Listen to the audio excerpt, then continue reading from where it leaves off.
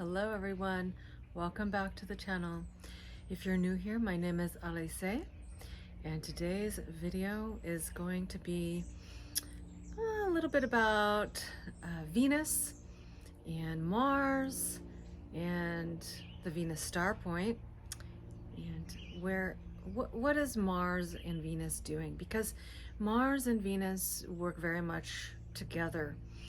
Mars is the way in which we implement our intentions, how we seed our intentions, how we go out and get what we desire.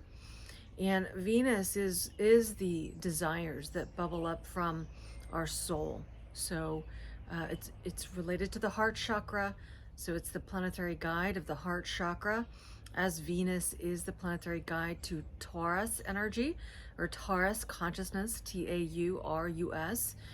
Venus rules Taurus and also rules Libra, which is the yang form of Venus in Libra, because Libra is a yang sign. And we know that the nodes of the moon have shifted into Aries and Libra after an 18-month cycle of the nodes being in Taurus and Scorpio. So we're coming out of this time frame where we've been really looking at our own heart chakra, our own soul desires, as Venus rules Taurus and Mars and Pluto rule Scorpio. Now we're really working with this yang aspect of our Mars and Venus. So Mars is the masculine. As I said, it's how we actually go and create movement in our lives by going out and actually taking action in our lives towards that which we desire. And Venus, as I said, is this desires that are bubbling up from our own consciousness. And it is our Taurus energy, meaning Taurus. It's our vibration. So this is how we magnetize to us our vibration. And we magnetize based on the actions we've been taking, Mars, right? So as we take action on that which we desire, Mars, we then, you know, as Mars in Aries is taking 2 steps forward, we take 1 step back and really see what we receive back from the environment based on, or from consciousness, based on how we've been taking action. And I always think of this like, you know, when we take action, we're literally creating an energetic signature within our own vibration, an energetic signature of how our action has been implemented. So in our energy field, the Taurus, right? Our energy field. And so this is how we naturally get this reflection back from what we consider the outside world. It reflects back to us how much on the mark we are with how we are going about getting that which we desire. The thing is that if we desire it, it means that it is meant for us, but it may not look the way we think it's going to look. It may actually, and likely is, even better. And so we can always receive back from the environment our navigation, where we can make adjustments to our navigation so that we can really get where the soul is desiring us to go. The right people, right places, right situations. That's actually going to be the self-actualization of our own desires and our embodiment of our desires. So Mars and Venus very much work together. And Mars at the moment is in Virgo. Mars is actually just now coming off of a quincunx to Chiron and Aries. So I'm recording this video on August 11th, the morning of August 11th, and on August 10th, Mars was in an exact quincunx to Chiron and Aries. So Mars in Virgo and Chiron in Aries. And we know that Mars is the planetary guide or ruler of Aries, or Chiron in Aries. And so this quincunx is interesting because it's also an area where we can experience this self-improvement that Virgo very much is a part of, as well as the quincunx as an aspect. This aspect, and Virgo being a transitional sign, is about making adjustments so that we can be of service to our own evolutionary momentum, but also the evolutionary momentum of the collective and the collective unconscious. So what we do does matter. It does create ripples in the ocean of consciousness. And this is Virgo Pisces. And so the quincunx between Mars and Chiron and Aries is an interesting one in the sense that, yes, it does have to do with the collective, as Virgo does have to do with the collective and being of service to the collective, but it also has to do with our personal relationship to source and our own evolutionary momentum, our own personal initiations of evolution and of our desires and our desire nature. And so Mars making a quincunx to Chiron is really important. And interestingly, Venus had just squared, an exact square to Uranus and Taurus, Venus being retrograde and in Leo. So these two things happening with Mars and Venus so close together within a day or so, each is really, they're working together. So we can see these aspects are really working together to assist us to actually make adjustments in the way in which we're acting on our own behalf, on our own needs and our own desires, as well as how that's actually creating this signature vibration within our own Venusian consciousness, Venus retrograde in Leo, how we can be really reflecting on that and how well it really aligns with our self-actualization of that which we desire to create in the world and in our own life as the embodiment of what we love and what we desire and who we desire to be in the world as a contribution of light in the world. And then how that really resonates with our own enlightening process, because Uranus is a planetary function that gives us these aha moments, these enlightening moments, lightning bolt awarenesses, and that assist us to really actually become more enlightened. And being in Taurus, this can mean enlightened around how we can actually be the embodiment of that which we desire in our own heart, what's really, really held within our heart. And so Venus in this first quarter square to Uranus can have something within relationships because it's Venus, but also within our own consciousness in what we're really valuing and what we may be really valuing based on what we're acting upon. Now, how does this relate to Mars being in a quincunx to Chiron and Mars in Virgo? Well, Virgo is about discernment, but in its shadow, it can be very much about aligning with judgment. And so with our Virgoan consciousness, it's really important to see where is it that we may be taking action that is more judgmental and aligning ourselves with judgment rather than discernment. And when we're aligning with discernment, we're really actually recognizing that we're aligning with unconditional love. And unconditional love is the vibration of God consciousness. And we can see that because all things of the spectrum of what can be extremely exciting and joyful and of the vibration of love, but also where we may have misguided our love, where we're misguided, or where I like to call misguided devotions are, where we may believe that we must harm in order to get that which we love. So the thing is that when we've got Mars, this can very much, wherever we have Mars, this can be where we're projecting our consciousness. Mars is a projection. It's how we project our energy, how we project our consciousness. That's why it's a pointed symbol. You know, it points, it projects consciousness in a direction, right? And this creates the momentum towards that direction.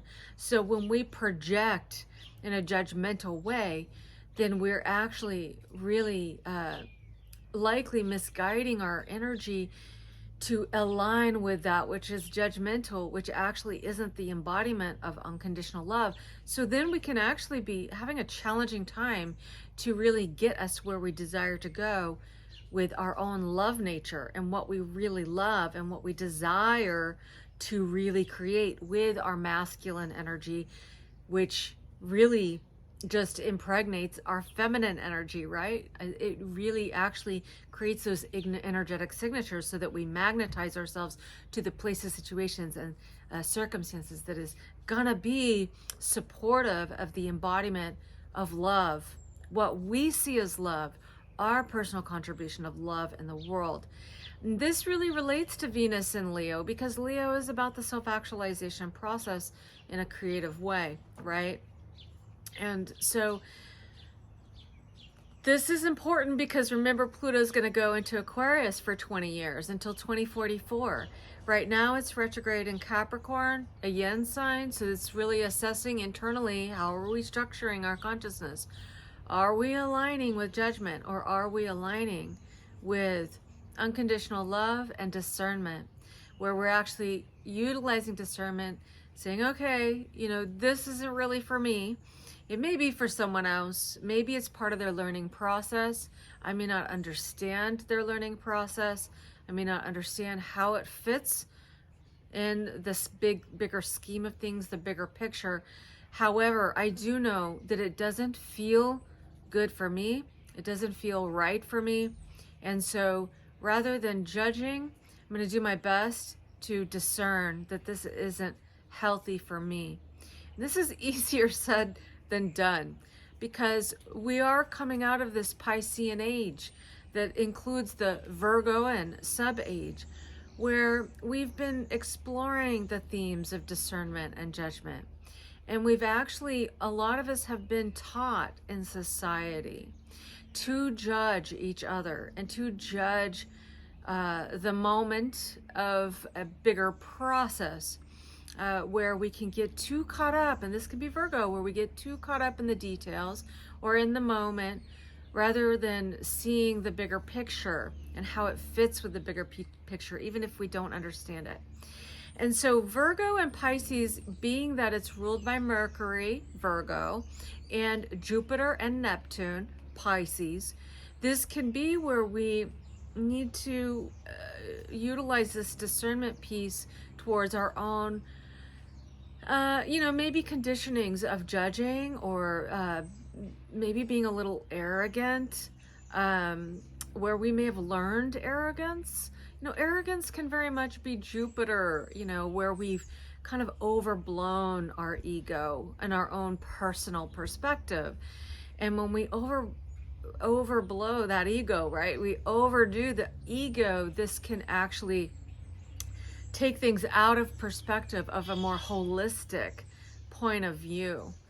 And so Pisces can be the holistic point of view, where we understand that everything fits, everything can serve a purpose in the long game, in the long scheme of things. But if we get too caught up with, I'll use this metaphor that Jeff Green uses in Evolutionary Astrology. He talks about Virgo being, too concerned with the 48th leg of the centipede, and it gets caught up and trips itself up because it's too concerned about one little detail that actually isn't seeing. So then the 48th leg isn't really actually functioning with all the other legs, right? And it gets tripped up. And so we can utilize that, where we can all find ourselves, because we all have Virgo somewhere in our charts. Even if we don't have planets there, we have the transiting planets there. So we can see where we may be tripping ourselves up and actually aligning with judgment, which actually takes us out of alignment with unconditional love, out of alignment with being able to magnetize that which we love to us and the reality that we desire to magnetize to us. And remember that Saturn is retrograde in Pisces. So this can actually assist us to see where we're maybe judging, where we've been conditioned to judge, and through the Virgo sub-age, and through society, maybe through different belief systems where we've learned to judge others and judge ourselves, tripping ourselves up with our own self-judgment, when remembering that we're in a learning process. And so with Mars in this quincunx to Chiron and Aries and in Virgo, we might be noticing where we're projecting our consciousness in this place of judgment, and where we can utilize that as an opportunity to see where we can improve, where we can self-improve, where we can make adjustments in how we're projecting our consciousness, and actually recognize, okay, how can I change this thought pattern into more of a discerning discernment, so that I'm aligning myself with that which is unconditionally loving towards myself and others and all others in the collective. And again, don't judge yourself, don't judge others if we find ourselves judging each other, because it has been a learning process for the collective to recognize that can actually, in order to understand a more holistic point of view, we may have needed to experience judgment. We may have needed to experience what judgment does, and experience that even judgment can have a contribution, even if it is just recognizing that that doesn't work for us, in order to actually really embody unconditional love and actually embody the contribution of light that we desire to bring forth in the world. So now on August 13th, the Sun and Venus are going to be Cazimi, which means that they're in the exact same degree of the sky. And this can be like a cleansing for Venus. And it's like the light of the sun is burning off what isn't actually really resonant with our love nature. And so this also means that we're actually bringing in this new Venus star point, which is going to be in Leo. It's at 20 degrees of Leo. So where is that happening in your chart? What house is it in? That's the aspect of life that you're going to be experiencing this. And this is a cycle that will be having us looking at our own Leonian nature, our own self-actualization process, how we embody our love nature, how we embody our creativity through our love nature. Remember that Leo and Aquarius and Taurus and Scorpio are the fixed grand cross in our own charts, our own psyche and psychological development, as well in the sky, right? And so whenever we have planets moving through these fixed signs, this activates our own fixed nature. What is the fixed nature? It's actually the part of our unconscious defaults, how we've actually perceived our survival and thrival in the past, how we've acted upon that, and how we've actually, through acting upon that time and time again, what seemed to work for us then becomes this unconscious default. We just do it without forethought, right? Because we decide what it is that actually works for us to survive, or to our perception of survival or our perception of thrival, and then we just put that as an automatic default, because then we need to actually expand from there, right? We can't expand if we're always like, how do I survive this in my environment? How do I survive this? If that's always the conscious place that we're at, we're never really going to be able to expand beyond that into the mutable signs of our chart, into the cardinal signs, and initiate new things, in our own psyches, right? So the beauty of the fixed grand cross being activated is we get to actually reset the defaults, which means we get to actually recreate our reality on a very deep and fundamental level. And knowing that Pluto is going to go into Aquarius for good for 20 years, this is really going to activate this fixed grand cross for 20 years, resetting the defaults. So this is around our own self-love, our own self-reliance, and our own beauty, our natural beauty, our natural core essence, how we're designed to bring beauty in the world. We all have an inherent beauty, no matter how different. But look at how society, how we've been taught through media and through different judgmental belief systems, that beauty is only this specific way, this specific body type, this specific expression of beauty, this specific whatever it is. And so we can have learned self-judgment when we don't fit or align with that specific ideal beauty. And this is, you know, we can look at this going back into the 80s, for example, or in the 90s, when we were taught that what was beautiful was to be a waif, you know, to be very, very thin. All the models were very thin. And that was what was in vogue, right? And we were taught through media, through magazines, and through this very linear thinking that, oh, this is beauty, this is beauty, we're accentuating this specific beauty without really expanding or looking at what is beauty, right? We're looking at one element of beauty. It's like saying, okay, you know, only white flowers. We can only have white flowers in the world. All the other flowers aren't pretty because right now it's white flowers. We all know when we look at fads, well, then it's going to be purple flowers. Then it's going to be red flowers, you know.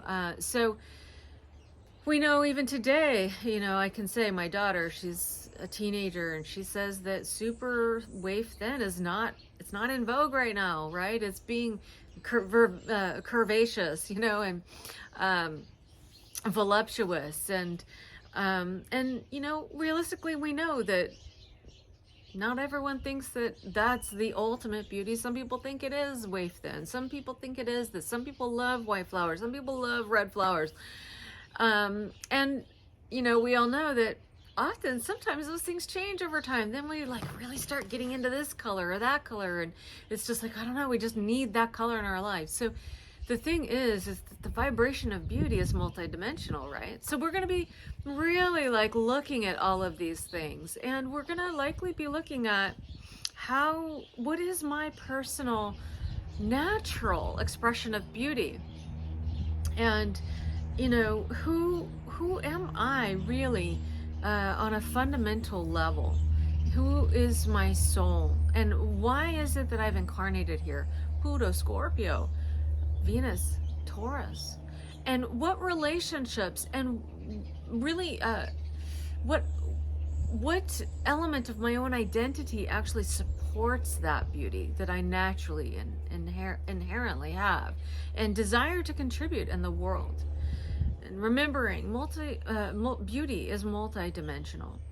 And so, you know, we can really look at, you know, I've been looking at this in the sense of really, you go on to all the different social media platforms, and you can see that so many are changing their bodies, and you know, that could be really supportive and assisting us to embody that which we personally love. But where is the line there? Where is it that we're actually disrespecting our own natural core essence and the way in which we've been inherently designed? Nobody can define that for us. We have to define it for ourselves. But it is a question that can be coming up to the forefront right now.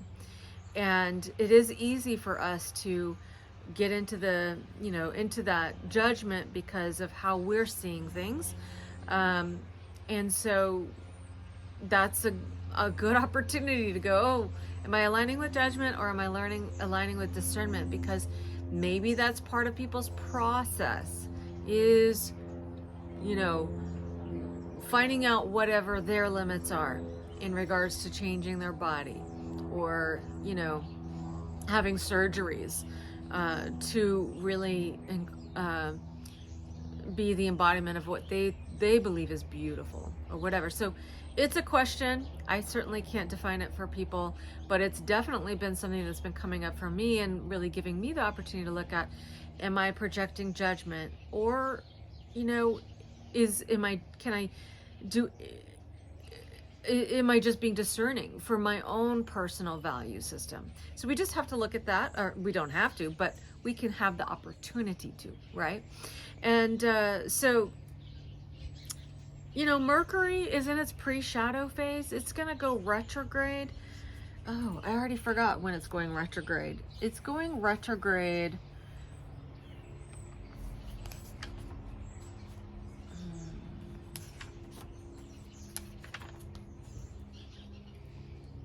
at 21 degrees on August 23rd. So, you know, right when the sun moves into Virgo. So we're already in the pre-shadow phase. So we can be having some experiences in our own lives that are giving us the opportunity to start really internally looking at these things that we might need to have discernment with, but also notice where we may be aligning with judgment, especially because that Mars is in a quincunx to Chiron and Aries, and Mars is in Virgo. And so, yeah,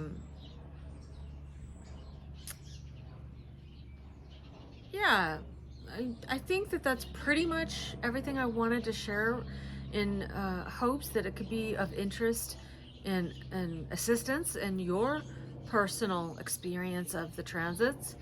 And, you know, remember, with Venus moving through Leo, this is going to be looking at how we're contributing our own light, how it is we may even dim our light with being judgmental, you know, and really getting out of alignment with love, our love nature, in this, you know, place where we can have learned to be judgmental. And again, not judging ourselves for finding that we may be being judgmental, but recognizing it as an opportunity to then go, oh, okay, I'm going to pivot Mars. I'm going to actually pivot the way I'm thinking about this. I'm going to pivot the way in which I'm perceiving this. I'm going to pivot in which I'm projecting my consciousness. I'm going to actually see if I can say this or express this in a new way that's more discerning rather than judgmental, so that I can really be in alignment with the embodiment of my light, which is natural, it's inherent. But we can go through these processes where we've learned things that actually, and belief structures where we've actually dimmed our natural light because these belief structures are no longer serving us. We've actually gained more awareness. We've actually grown our consciousness, and we realize that that actually may be inhibiting us from magnetizing the right relationships towards us, as well as the resources, circumstances, situations, people, places, things that are going to actually be supportive of expanding our love nature and our light. So I hope this is helpful. If you do find it helpful, let me know. I'd love to interact with you. If you would like to share this video, you're always welcome. It always boosts the algorithm, which I really appreciate. And of course, you know, then more people can see it. Maybe it's more helpful for them in their process. And if you haven't already subscribed, please do subscribe to my channel. And of course, like the video if you find any value in it. And I will see you on the next video.